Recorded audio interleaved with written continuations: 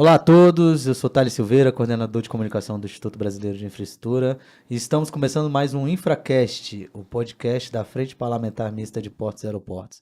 E hoje, com uma convidada especial, a CEO da Move Infra, Natália Marcassi. Seja bem-vinda, doutora Natália. Obrigada por estar aqui com vocês, Mário, Thales, é um prazer estar aqui no IBI hoje. E ao meu lado, como sempre, o nosso diretor-presidente do IBI, Mário Povia. Seja bem-vindo, Mário. Obrigado, Thales. Natália, é uma honra ter você aqui. Eu já quero confessar aqui a profunda admiração que eu tenho pelo teu trabalho, que eu já acompanho há anos, né? Eu te conheci na NTT, você estava super grávida na época, é a primeira vez que a gente teve um contato por lá, e acho que você era diretora interina, né? E de lá para cá, sempre acompanhando o teu trabalho, o crescimento da tua carreira, você é sempre muito profissional, muito competente. Então, é uma honra ter você aqui conosco hoje, viu? Obrigada, é recíproco, Mário, né? Você falou, né? Eu estava grávida, a gente já faz 10 anos, né? A gente vai passando, mas é que a gente começou como menor aprendiz, né? Isso, é verdade. É por isso, né, que faz tempo. Então, não é que a gente está tão velho assim, mas a gente estava ali, foi uma geração jovem que entrou nas agências, Exato. né? A gente com vontade de fazer e tudo, e ver um trabalho, e consequência disso hoje. É uma honra também estar aqui. Legal. A gente sempre gosta de abrir esse podcast perguntando um pouco da biografia dos nossos convidados. Conta pra gente quem é a Natália Marcassi. Como eu disse, eu comecei como menor aprendiz, tá? Por isso, vai parecer que a trajetória é longa, mas é que começou cedo, sabe, Thales? Então, eu sou economista, né, de formação, e eu entrei na carreira de especialista em regulação da Agência de Transporte Terrestre em 2005, foi quando eu cheguei aqui em Brasília e comecei a trabalhar com regulação e transportes e me apaixonei pela área de infraestrutura, estou na área de infraestrutura até hoje. Comecei no transporte terrestre, depois eu tive a oportunidade de passar também pela Casa Civil da Presidência da República, onde eu consegui ampliar ali os leques, ver mais projetos, ver área social também. A gente participou de alguns trabalhos na área social bastante importante também, e lidando muito sempre com a questão das concessões e PPPs na área de transportes, né? Seja porto, rodovia, ferrovia. E agora eu estou aqui, né, como presidente do Move Infra, que é uma associação multissetorial de transportes e infraestrutura e de empresas listadas na Bolsa, né? Então, nosso objetivo aqui é desenvolver a infraestrutura com um olhar sustentável, com um olhar de longo prazo. Então, infraestrutura é onde foi traçada toda a minha carreira. Sem dúvida. Inclusive, merecidamente, como presidente da Move Infra, também pela sua trajetória com muito sucesso dentro do governo, né? Ou sua última passagem foi como secretária de Fomento, Planejamento e Parcerias, é um nome grande, né? No governo passado. Também para uma pasta muito importante e que a gente gosta muito de falar que foi transformadora aqui no país. Mas conta um pouco pra gente como foi essa experiência, estar do lado ali público num momento tão importante para o Brasil. Acho que, assim, eu passei no primeiro concurso da agência reguladora, da NTT. Então, assim, era algo que estava formando, né? O ano que vem, até a lei de concessões faz 30 anos, né? O evento do Move Infra, que vai ser dia 7 de novembro, ele vai ser a celebração dos 30 anos da lei de concessões, né? E muitas concessões nasceram sem agência reguladora, né? Se a gente pensar isso, né? A gente começou a ter as concessões. Concessões nasceram, às vezes, antes da lei, da própria lei 8987, né? Então, a gente teve todas as concessões no início da década de 90, e aí as agências foram se formando. A ANTAC e a NTT são da mesma lei, né, de 2001, que foi quando a gente começou a ter as agências e os primeiros concursos, né? Então, eu entrei nesse concurso em 2005. Como menor aprendiz, né? Como menor aprendiz, bem no comecinho, e a gente teve toda a oportunidade de formar essa regulação. O que era regular? O que foi fazer as primeiras resoluções? O que eram reajustes tarifários, revisões tarifárias? Aonde a regulação podia entrar? Onde a regulação não podia entrar? Qual eram os limites? Qual era o limite de uma regulação e de uma legislação? Então, hoje, que são episódios e fatos muito consolidados, para a gente era tudo muito tênue lá atrás. Se a agência reguladora poderia fiscalizar, se a agência reguladora poderia multar. Então, eu fiz parte de toda essa concepção da formação inicial da regulação. E depois eu tive a oportunidade dentro da agência de crescer em vários cargos. Eu fui gerente de regulação, depois eu fui diretora da Agência Nacional de Transportes Terrestres. E foi em 2014, logo depois que a bebê nasceu, eu fui para o Ministério dos Transportes e virei secretária executiva. E lá no Ministério dos Transportes, eu pude ter outra visão, que é a visão do poder concedente, de quem dá a política pública. E aí, outro limite de novo, né? Qual é o limite entre agência reguladora e poder concedente? Até onde vai a política pública? Até onde é a ação do ente regulador, né? Como que a gente faz essa separação para que seja harmônico e para que seja, na verdade, um serviço eficiente para o usuário. Então, também foi um super outro aprendizado.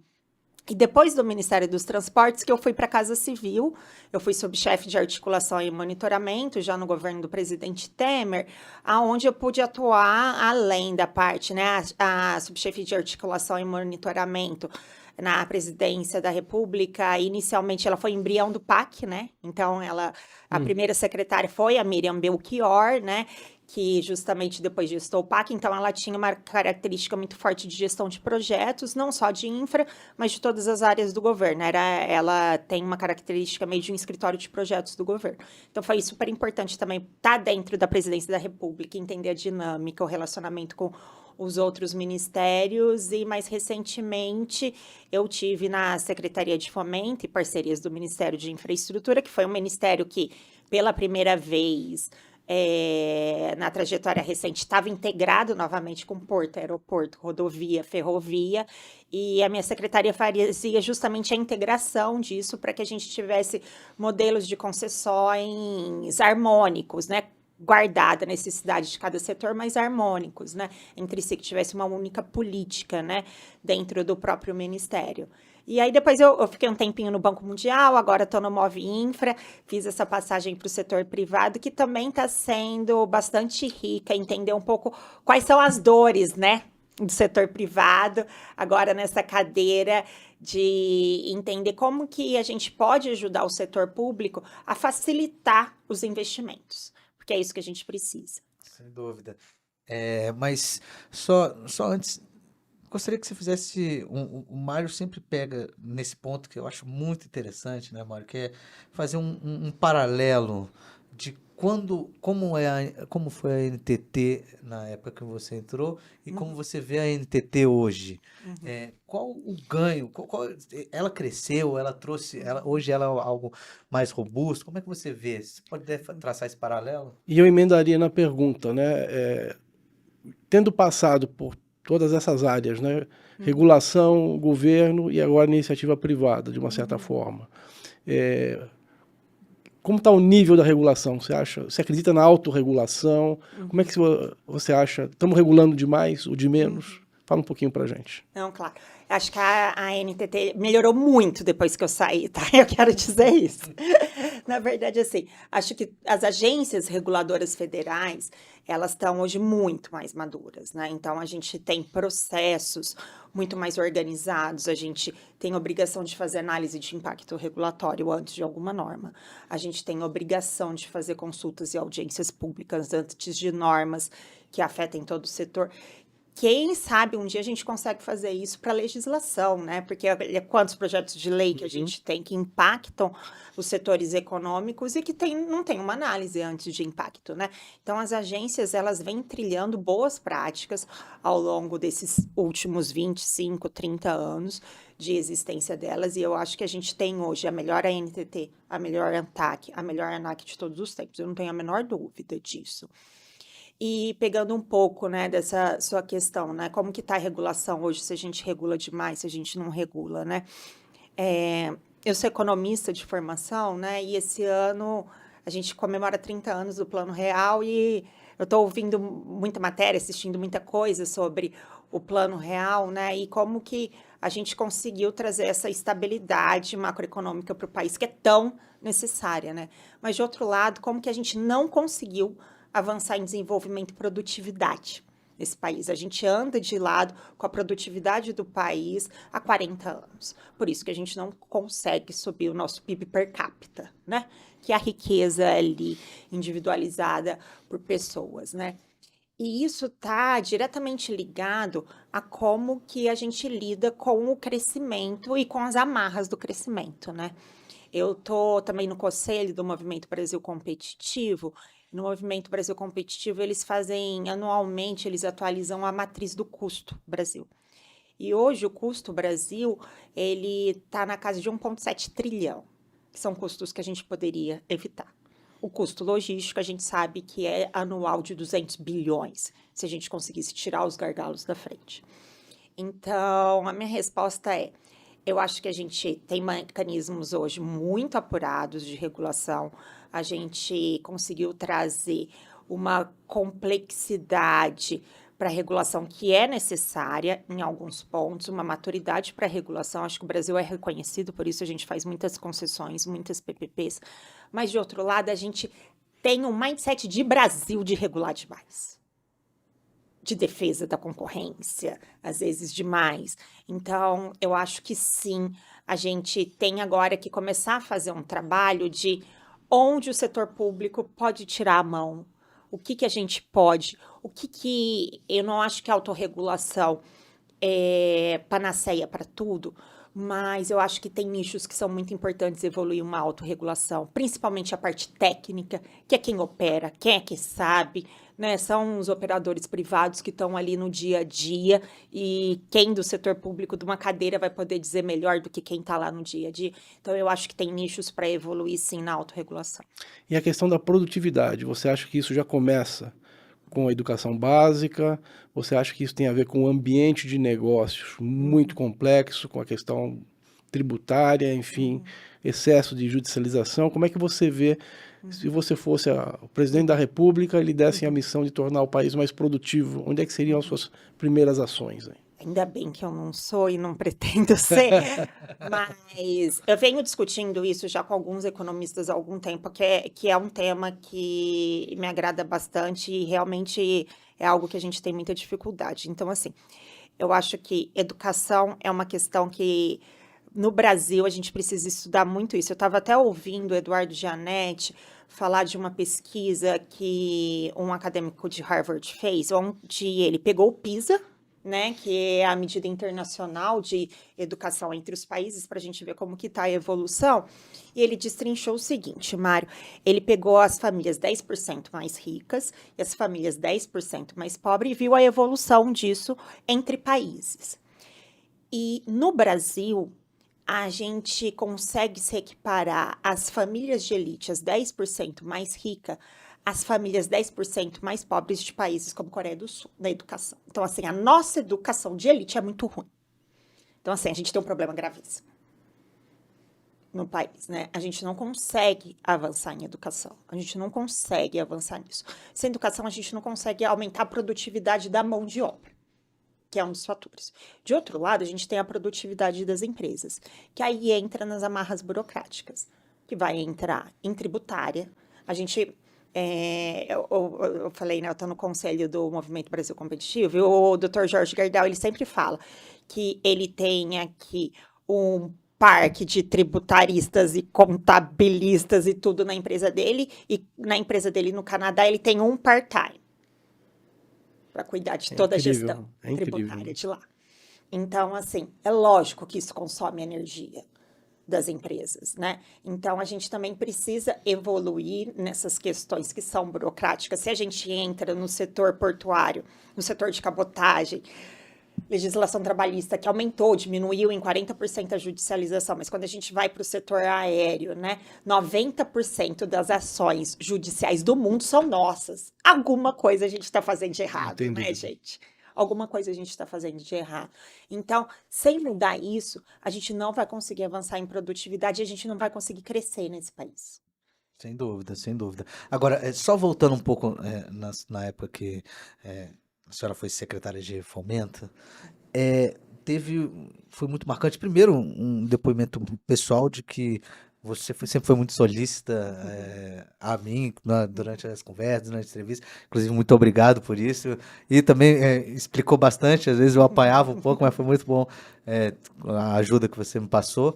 Agora, na época, nós tivemos um marco que eu me lembro que foi o Infra Week, né? Que nós tivemos uma série de concessões no setor ferroviário, que há muito tempo não acontecia, rodoviário e portuário.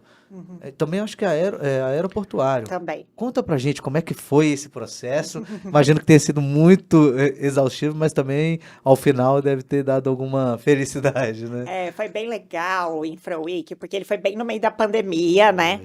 Foi em abril de 2020, eu acho, né? Abril de 2020, eu vi, 2020, eu acho que foi. E a gente vinha numa crescente de projetos e começou a pandemia, a gente teve que reorganizar todos os nossos processos de trabalho, porque estava todo mundo trabalhando de casa. Para quem lida com estudo de infraestrutura, sabe que a gente lida com software muito pesado, e a gente não estava com isso organizado para trabalhar de casa. Então, a gente teve ali um período de reorganização dos trabalhos, e aí a gente começou a conseguir voltar a produzir, e a gente estava com os projetos prontos para ir para leilão, né? E agora, vai, não vai, a gente faz... Porque foi uma semana em que a gente fez 4 modos de transporte. A gente fez a 5ª rodada de aeroportos, a gente fez a concessão da Goiás Tocantins, a gente fez terminais portuários e a gente fez ferrovia de integração oeste-leste, na mesma semana. E a gente faz aeroporto agora, com tudo fechado, não faz aeroporto. Não, agora é a hora de vender, porque tá todo mundo olhando para o futuro, então a gente vai conseguir captar essa vantagem. Não é hora de fazer, como que a gente faz? Não, vamos fazer, a gente está com os projetos prontos, o investidor acredita no Brasil. Uma coisa que, para quem faz infraestrutura, sempre tem em mente isso, né? A gente faz investimento de longo prazo. Então, por mais que o momento ali possa não parecer ideal, a gente está mirando 30, 40 anos. Em ferrovias, a gente chega a 90 anos de contrato. Então, é uma outra dinâmica, né? A cabeça do investidor de infraestrutura. A gente decidiu fazer. E aí eu estava conversando com o Felipe Campos, que era o assessor de imprensa na época. Eu falei, Felipe, se a gente fizer uma semana só de leilão, a gente faz tipo que nem tem a semana de moda, a gente faz uma Infra Week de... né? Tem a semana de moda. Imagina a cara do Felipe. Ele falou, não, vamos, adorei. Eu falei, eu só preciso convencer os técnicos que a gente vai ter que aprovar tudo junto, fazer tudo junto. E aí a gente conseguiu organizar e foi um super sucesso a Infra Week, numa época que o país estava precisando daquele fôlego de falar, nós vamos voltar a crescer, tá todo mundo numa situação super delicada agora. Tivemos que organizar com a Bolsa de Valores, que a Bolsa de Valores não queria abrir, falou, não, vocês estão loucos, fazer leilão no meio da pandemia. Então foi tudo super restrito ali, mas eu acho que deu o fôlego e a energia que a gente precisava naquela hora. Sem dúvida, até porque eu lembro que foi uma sinalização muito importante para o mercado, como você mesmo disse, olha, a gente está pronto para retornar, deixa só esse período aqui conturbado passar, né, e que vai dar certo, né? Agora, uma outra também foi se eu não me engano, foi a Dutra, a nova Dutra, essa também emblemática, porque nós tivemos aí, se eu não me engano, é a maior rodovia do país, né? E vocês participarem de todo esse processo de concessão. Conta pra gente, como é que foi esse processo e como é trabalhar com a maior rodovia do país? Ela tem o maior volume, né, de veículos, a rodovia Presidente Dutra. Eu acho que o mais interessante dela foi um movimento que a gente tinha feito também alguns anos antes, que foi terminar um ativo e conseguir conceder de novo. Então, mostrar a capacidade regulatória, né, que o Estado tem em fazer um contrato, tanto a Dutra quanto a Ponte Rio-Niterói, eram contratos de 1994. Então, a gente cumpriu todo esse contrato, 30 anos de contrato, e tinha que entregar novamente para o privado. E como que você faz essa passagem de bastão? Tem sempre uma decisão entre prorroga esse contrato, não prorroga, faz uma nova licitação. Como que faz? E isso tudo o investidor está olhando, como que o regulador vai lidar com isso, né? Como que é a melhor maneira de captar investimento? Vão ter ativos que talvez façam mais sentido renovar, vai ter ativos que talvez façam mais sentido serem relicitados para que a tarifa baixe e capture aquele momento econômico. Então, a Dutra e a Ponte Rio-Niterói foram 2 exemplos, para mim, muito importantes de como o Brasil conseguiu evoluir na regulação e lidar com essa passagem de um contrato para outro contrato. E a Nova Dutra, ela recebeu mais de 15 bilhões de investimento nesse novo contrato e ele teve uma redução de tarifa de mais de 30%, entendeu? Fruto de 30 anos de um contrato que foi cumprido. Por isso que a gente conseguiu convencer o investidor a vir de novo, botar mais dinheiro e reduzir tarifa. Então, acho que isso mostra muito o sucesso de contratos em regulação no Brasil. Sem dúvida, é impressionante, né? Como um contrato que perdura, ele traz o que traz uma segurança para que para que os investimentos possam vir e cada vez mais, né? Mas aí vem uma questão que eu acho que é importante. O Brasil, hoje, ele é um país seguro juridicamente? Uhum.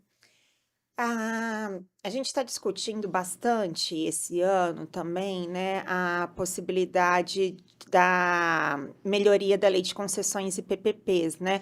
O deputado Paulo Alexandre até fez, né, semana passada, retrasada, uma audiência pública na Câmara discutindo o projeto de lei 7063, que justamente pretende aperfeiçoar a lei de concessões e PPPs, que também, né, está com 30 anos, é toda parte desse arcabouço econômico da década de 90. E eu diria que hoje o Brasil é um país seguro, sabe? A gente teve todos esses contratos, a lei de concessões, ela deu conta de todos os desafios que a gente teve nos últimos 30 anos, né?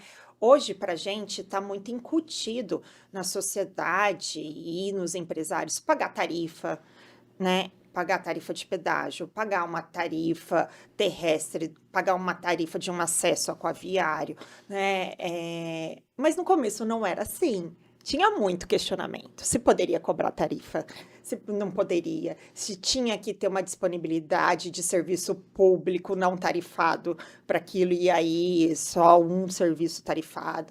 Então, tinha toda uma discussão. E a Lei 8987, ela deu conta de todo esse recado durante muitos anos. Ela precisa ser aperfeiçoada justamente porque hoje a gente tem modelos mais complexos e os desafios são outros, né? A gente está lidando agora, um dos pontos que a legislação está trazendo aperfeiçoamento, que eu acho que é super importante, é a matriz objetiva de risco do contrato de concessão, que antes ela era muito simplória, na década de 90, e hoje a gente já tem um conhecimento melhor da distribuição de riscos desses negócios, inclusive quando a gente começa a falar de mudança climática, né?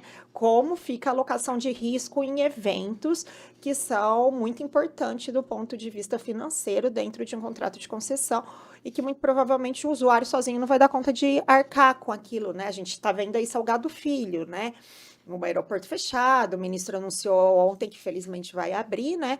Dia 30 de outubro, mas a gente precisa ter uma lei que modernize e que dê conta. Mas sim, em termos gerais, a gente tem uma legislação segura. É lógico que a gente precisa muito melhorar. Não dá para ter 90% de judicialização, né? Isso a gente precisa melhorar.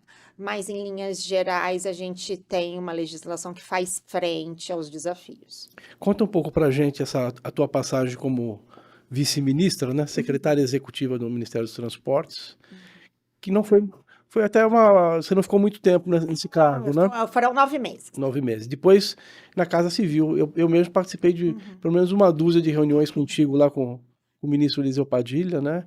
Eu acho que foi talvez um dos momentos que mais teve diálogo no país. Era um momento difícil naquele curto espaço do governo Temer, né? E queria que você falasse um pouco também, hoje, como que você vê essa parceria público e o privado, né? Como é que está essa relação? No passado era uma coisa meio polarizada, né? O privado assumia funções públicas para ganhar dinheiro, era uma coisa meio que vista assim como um aproveitador, né? Hoje parece que isso já mudou um pouco, né? Se entende melhor que é uma relação necessária para se melhorar níveis de serviço, investimentos mais céleres, enfim, né? Fala um pouquinho para a gente disso. Claro. Eu passei no Ministério dos Transportes, foi ali na transição, já quando o governo Dilma estava ficando enfraquecido, e ela fez a última reforma ministerial, na tentativa de acomodar ali todos os interesses. E aí, quando assumiu o Antônio Carlos Rodrigues, que era do PL de São Paulo, ele me convidou para ser secretária executiva, né?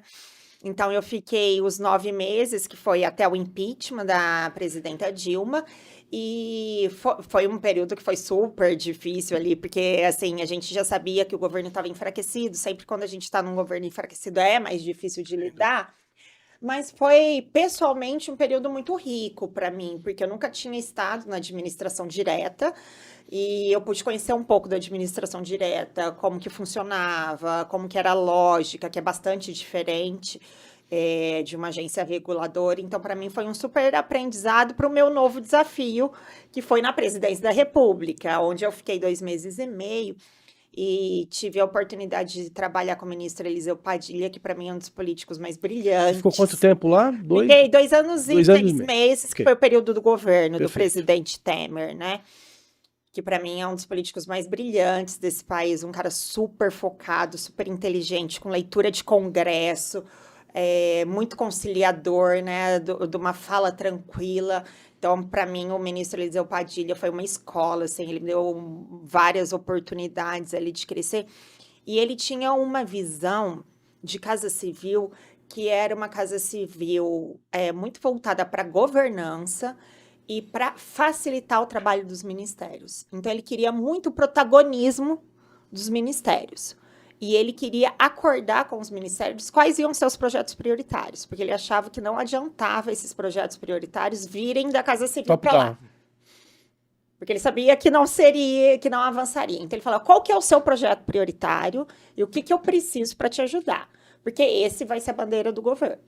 Então, vamos junto. Então, a gente construiu essa carteira de projetos de baixo para cima, organizando com os ministérios o que, que seria isso, e aí a gente montou uma carteira de projeto e a gente tocava essa dúzia de reuniões, eram reuniões de monitoramento do andamento desses projetos, e acho que ele teve muito sucesso Sem dúvida. nessa lógica. A gente conseguiu entregar para além dos projetos de infraestrutura na época, um projeto que a gente super tocou, que eu tenho maior orgulho, e todo mundo tem hoje, é o eGov, né? O GovBR. Fantástico. Né? Então, assim, a gente começou a implantar aquilo, a gente sabia que seria disruptivo, que a gente precisava digitalizar os serviços. Eu era presidente do comitê digital, como subchefe de articulação e monitoramento, e a gente começou um trabalho que era dentro de casa, de integrar as bases. O que a Receita Federal tinha, o que o Ministério do Planejamento tinha, o que a gente precisava juntar para poder fazer essa base de dados e poder integrar o cidadão nos serviços públicos e, a partir daí, começar a digitalizar. Então, ele tinha muito essa visão de Estado e de projetos que fossem impactar a vida da sociedade. Assim. E fala do público e privado? Público-privado, eu tinha esquecido. Público-privado. Eu acho que a gente também evoluiu muito como sociedade, sabe, entre essa questão. Eu acho que há tempos atrás, privatização era um nome que não podia falar, né? A gente não podia falar em privatização, né?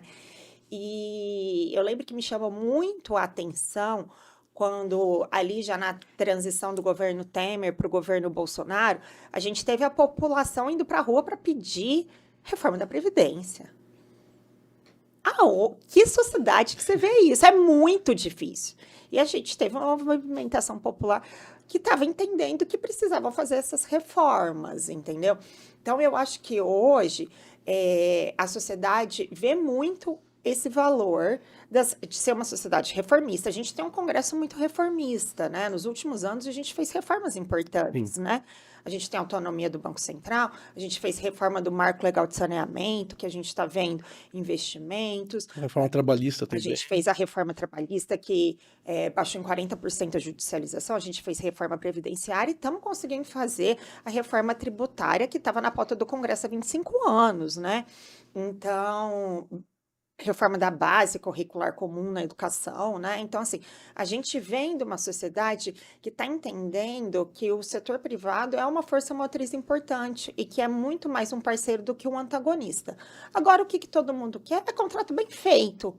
De outro lado, né? E eu acho que isso é parte da maturidade também da sociedade, né? Não é.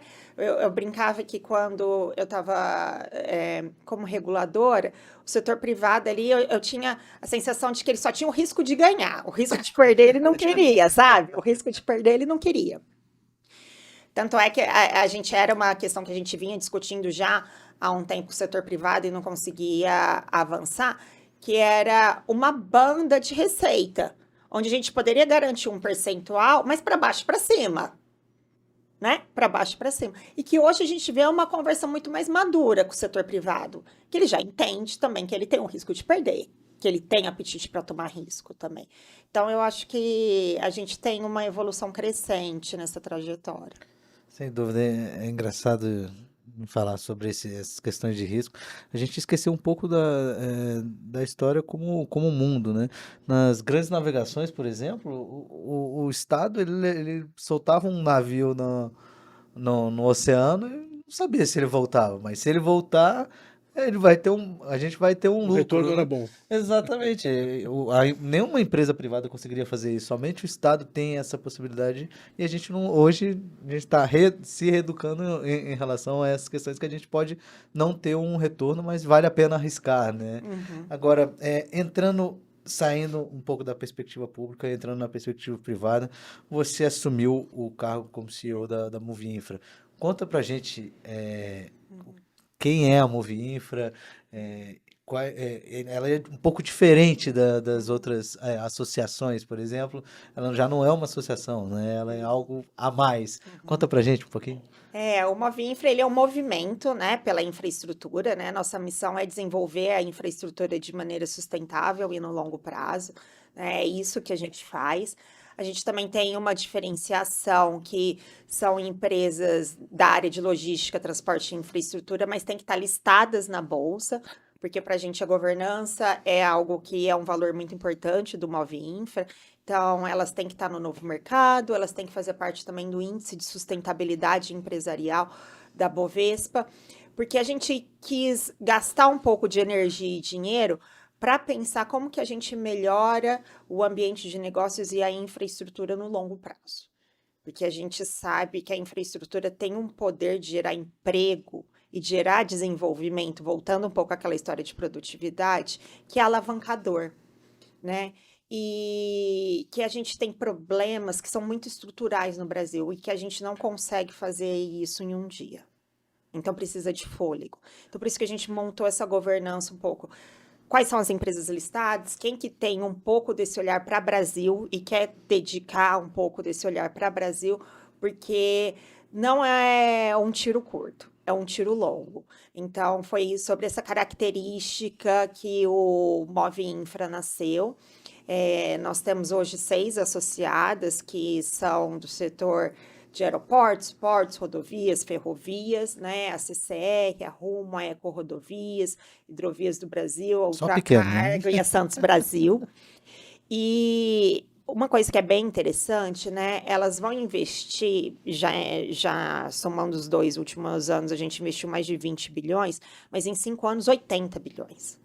Que é um orçamento que o Ministério dos Transportes e o Ministério de Portos juntos não vão ter nesses 5 anos. Então, esse é o tamanho do setor privado hoje na infraestrutura, né? E a gente pode crescer mais, a gente quer crescer mais, mas a gente precisa atacar esses problemas da produtividade. Por isso que a nossa agenda é uma agenda mais estruturante. A gente está super inserido na discussão da reforma tributária, na discussão da lei de concessões e PPPs, na discussão da lei geral ambiental, porque são arcabouços institucionais que mudam as regras do jogo e vão permitir com que o Brasil avance mais na infraestrutura. Sem dúvida. Inclusive, conte com a gente em relação à lei das concessões e PPPs. O Instituto e a Frente Parlamentar Mistas têm também total interesse de que essa pauta seja desenterrada ali, que ela estava um pouquinho parada, né? Mas que Inclusive ela não... na lei ambiental, né? Porque é uma lei que é necessária para que a gente tenha aí, vamos dizer, uma dinâmica maior nos investimentos, né? É importante que a gente tenha não só a clareza, né? Mas tenha também procedimentos mais objetivos de licenciamento, né? A gente sabe as dificuldades hoje que um técnico do IBAMA, por exemplo, né? Tem ali no CPF, vis-à-vis no CNPJ, né? E também as questões de estrutura dos setores, né? É importante que a gente tenha essa área do governo, né, muito bem assistida, né, seja em quantitativo, seja em qualitativo de mão de obra, né, entendendo a importância da infraestrutura, né, não é o impacto ambiental sempre haverá, né, Natália? A questão é, e não fazendo a obra, qual é o impacto disso, né? Como é que a gente fica, né, se não tiver a obra, né? Então também tem essa questão do o não fazer, quanto é que custa, né, para a sociedade, né? Você vê, tá otimista em relação a essa agenda? Algo que te preocupa, te incomoda hoje? Esses 80 bilhões aí estão pendurados em licenças pendentes? Já está livre para liberar? Como é que está isso? Tem parte que está pendurado sem licença, todo mundo sabe, né? A gente teve um processo de paralisação, né, do IBAMA nesse primeiro semestre. Acho muito importante essa questão que você trouxe, né, de como a gente precisa também estruturar esses órgãos, né? Porque assim, a gente não vai fazer 80 bilhões sozinhos, né? A gente precisa de licença, a gente precisa de regulação.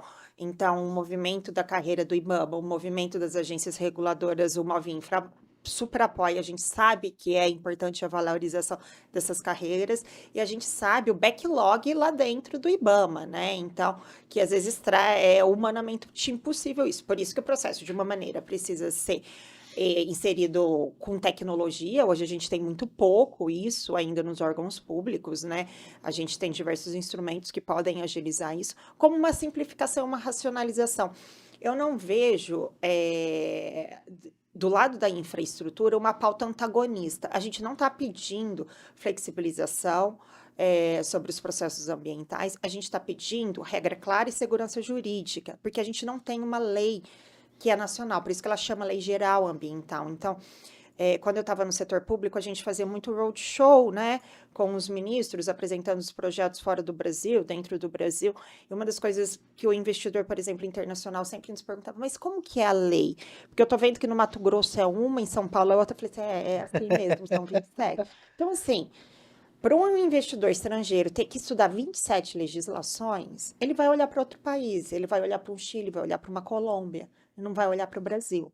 Então, assim, é uma questão de governança, de boa prática, inclusive com esses órgãos, porque tem órgãos estaduais que são mais flexíveis, tem órgãos estaduais que são menos. Se essa legislação fica ao bel prazer, também não é bom para o setor ambiental. Então, que a gente. Tanto é que quando eu tento explicar a Lei Geral Ambiental, eu falo que ela é tipo uma CLT. Uma consolidação de lei trabalhista, entendeu? Hoje as regras já estão postas, a gente não está pedindo grandes alterações na regra, mas a gente quer uma consolidação a ela para a gente falar, estuda isso aqui. É isso aqui que você precisa entender, estudar e cumprir. Para ser claro o objetivo e todo mundo conseguir realmente cuidar do meio ambiente. Então, eu acho que a gente não tem um caminho de antagonismo, mas, por outro lado, eu vejo que ela não é uma agenda fácil, porque ela está carregada de ideologia. Então, às vezes, você não consegue chegar no cerne da discussão ainda. Então, acho que a gente ainda vai precisar remar um pouco nessas discussões para que ela seja uma discussão objetiva, clara, e a gente consiga avançar.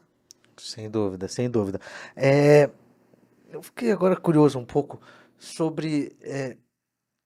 Você falou de um congresso reformista, mas eu vejo também um ministério especial de portos e aeroportos que está olhando também mais para alguns anseios do setor. Como é que você viu essa criação, por exemplo, da Secretaria de Hidrovias do Ministério? É uma sinalização boa no sentido de que agora podemos finalmente ter esse modal ao qual, na época, eu lembro que você também lutou muito para que ele fosse estabelecido? Uhum. A Hidrovias é um modal que é super verde, super limpo. A gente tem, né, rios navegáveis no Brasil, mas a gente tem pouca hidrovia, né? A gente tem rio navegável, mas não tem hidrovia, né?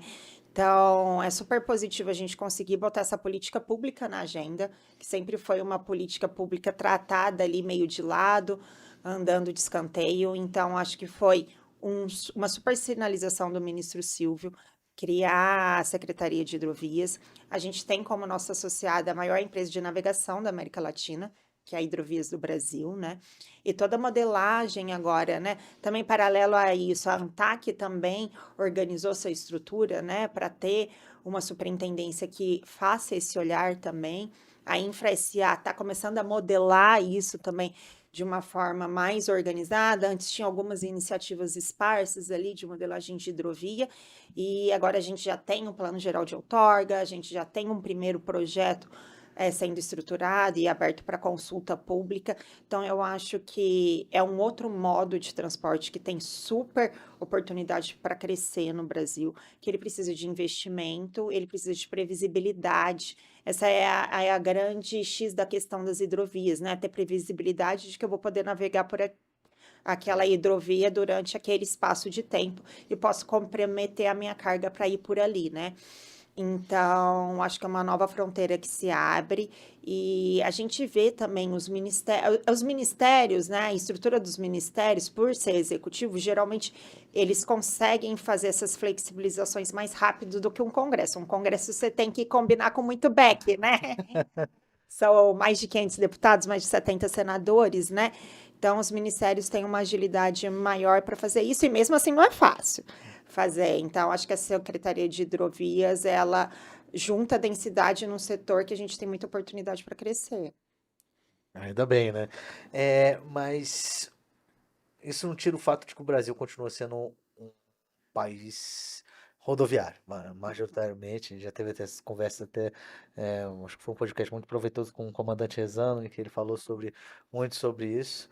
É, mas e no âmbito da multimodalidade, como é que a gente pode agora pensar maneiras de fortalecer os outros modais? A gente falou agora dessa Secretaria de Hidrovias, mas quais são os próximos passos que você vê para que a gente possa estabelecer realmente uma multimodalidade no Brasil? A carga, né, Thales, ela não quer saber, né, se você vai passar por uma hidrovia, por uma ferrovia, por um porto, ela precisa chegar no destino, né? E muitas das vezes ela vai precisar de todos os modos de transporte, né? Então, ela vai começar ali num rodoviário do porta, depois ele talvez entre num ferroviário, ele vai passar por um porto, vai ter uma cabotagem, vai ter uma navegação de longo curso, né? Então, ela precisa, né? Eu acho que um projeto que ficou meio escanteado, que ele tinha ganhado alguma tração e agora estou vendo pouca discussão nele, que eu acho que ajuda, é a questão do DTE, do documento eletrônico de transportes, que facilita muito a multimodalidade, né? Eu lembro que quando a gente estava estudando o DTE no começo, tinha transportador, né, de carga ali de caminhão que saía com documento, com tanto assim de documento, né? Pesava mais de 1 quilo o documento de transporte para passar em Receita, em Vigiagro, em Anvisa, em tudo. E se a Era a gente própria carga, né? já era a própria carga, né? Os documentos ali. Então, se a gente conseguir organizar o fisco, todas as receitas, e acho que a reforma tributária vai ajudar nisso, tá? A reforma tributária vai ajudar nisso. Então, acho que isso ajuda a multimodalidade, para além de pensar uma malha multimodal, né? A gente tem muita dificuldade no Brasil em planejar, né? Não é só no setor de transporte. Planejar qualquer coisa não é exatamente, né, a nossa maior habilidade como população, né? E às vezes a gente tem um vetor de crescimento para um lado e está investindo em outro. Eu lembro que o Tarcísio falava que uma vez, quando ele chegou no DENIT, ele fez um gráfico da onde estava o orçamento e da onde estava as obras com projeto e licenciamento. E ele era exatamente o oposto. Onde estava o orçamento e onde estava a obra com projeto e licenciamento, né? Que demonstra um pouco da nossa falta de capacidade de planejamento, né? Então, se a gente quer multimodalidade, a gente tem que integrar mais do que nunca esses vetores de crescimento. E acho que nos últimos anos a gente teve uma retomada do Plano Nacional de Logística, justamente direciona para onde que esses investimentos devem ir, onde é o drive de crescimento, né? Foi-se feito o primeiro ciclo e eu fiquei muito feliz que a InfraSA está dando continuidade, está fazendo agora o ciclo 2050, né? Foi feito 2035 e 2050. Ainda é muito aquém de países como a Austrália, o Reino Unido, que a gente vê que isso tem uma intrínseca ligação com o orçamento.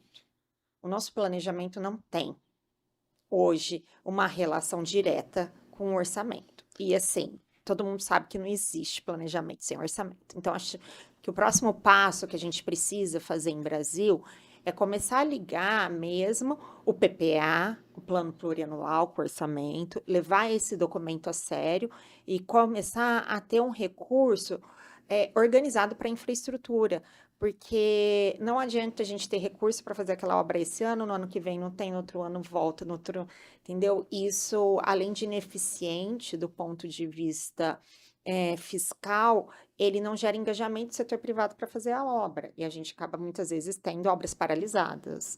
Tudo isso que a gente vê, né? Então, eu acho que o link que a gente precisa ter agora é melhorar um pouco essa lógica orçamentária que a gente tem no país. Você acha que haverá orçamento da União para as obras de infraestrutura, vamos dizer, estruturantes, assim, aquelas, vamos dizer assim, que dê uma inviabilidade, né, por uma concessão? É para isso que a gente tem que ter o dinheiro público, né? Para essas obras que o privado não tem apetite para entrar, né? Agora, Mário, assim, quando a gente olha a disponibilidade fiscal, né, do Brasil, ela está muito ínfima, Essa é né? a questão, né? Então, a gente tem todas as nossas maiores despesas, né, que é de Seguridade Social e folha vinculada, que toma mais de 90 e poucos por E cento, mais educação e saúde também, que né? Mais de 90 e poucos por cento, quando a gente bota as despesas que são vinculadas à educação, Seguridade Social. A gente tem uma taxa de investimento muito baixa no país, né? Os dados que os nossos colegas da BDIB dão, né, que a gente precisaria pelo menos ter uma taxa de investimento 3 vezes maior do que a que a gente tem hoje. historicamente nunca tivemos. Historicamente a gente nunca teve, e a gente não vê, eu não vejo hoje nenhum movimento que me faça acreditar que vai abrir esse espaço fiscal para investimento público. Então, mais ainda que a gente precisa priorizar, porque se o dinheiro é pouco, aonde que a gente vai gerar mais impacto usando esse dinheiro público que a gente tem? Natália, a gente tem claramente uma política pública de, vamos chamar de neoindustrialização, né? Uma iminente entrada do Brasil para a OCDE, né? Um processo de transição energética muito forte do Oiapoque ao Chuí, né? O Brasil, nos próximos 7, 8 anos, entrando em produção de óleo e gás a níveis de OPEP, não é? Uma agenda de inovação, de automação que, bem ou mal, ela está em curso, né? Muito mais na iniciativa privada, como você colocou, não é? Uma BR do mar, né? Incentivando cabotagem e, por que não dizer, multimodalidade, porque ela só funciona bem no porta a porta, né? Obras ferroviárias de norte a sul, de leste a oeste, em curso, né? Algumas já têm inauguradas, né? Um projeto arrojado de viabilização das hidrovias, né? Ou seja, a convolução dos nossos rios navegáveis em hidrovias, né?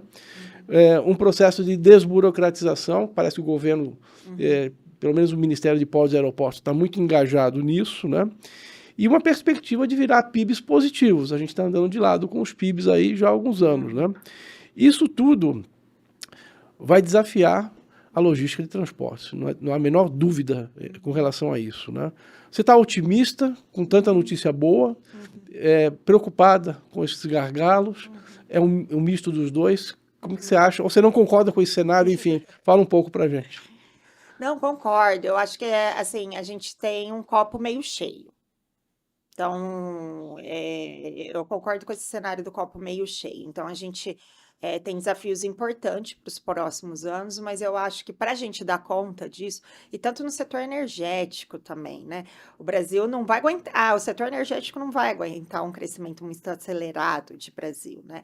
Nos próximos anos. Então, a gente precisa realmente tirar as amarras para a gente conseguir crescer. Senão a gente vai ver de novo. A gente tem picos e não são crescimentos sustentáveis, né? O nosso grande problema para alterar a taxa, né, de desenvolvimento do Brasil é isso, porque são picos e a gente não tem algo que é constante, né?